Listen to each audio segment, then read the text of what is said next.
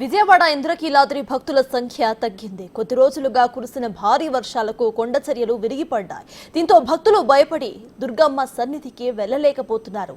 ప్రస్తుత పరిస్థితిని మా ప్రతినిధి సాహిత్య అందిస్తారు. వైపు కృష్ణమ్మ, మరోవైపు దుర్గమ్మ.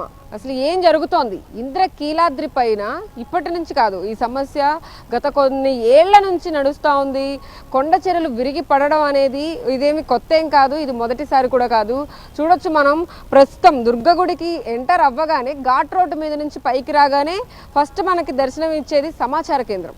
సమాచార కేంద్రం ఇప్పుడు పూర్తిగా కుప్పకూలిపోయింది. సమాచార కేంద్రం రాళ్లగా మారడం మనం చూడొచ్చు.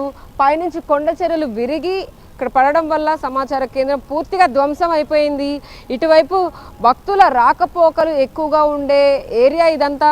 ఎప్పుడైనా కానీ దసరా అయి ఉండొచ్చు, ఏ పండగ వచ్చినప్పటికీ కూడా, శుక్రవారం అయి ఉండొచ్చు, సెలవు రోజు అయినప్పటికీ కూడా విజయవాడ దుర్గమ్మ ఇంద్రకీలాద్రి వద్దకి భక్తులందరూ కూడా పోటెత్తే అవకాశం ఎక్కువగా ఉంటుంది. ఇక్కడ ఇలాంటి రోడ్డు వైపు కూడా మొత్తం అంతా, అంటే అంతకుముందు గతంలో ఎన్నోసార్లు కొండ చెరువులు విరిగినప్పుడు మరమ్మతులు చేశారు, వైర్లు కట్టారు. చూడొచ్చు మనం ఫెన్సింగ్ కూడా వేసి కొండ చెరువులు విరిగిపడకుండా ఉండడం కోసం గట్టి జాగ్రత్తలు తీసుకున్న పరిస్థితి. గతంలో అధికారులు ఎంతో కాన్సన్ట్రేట్ చేసి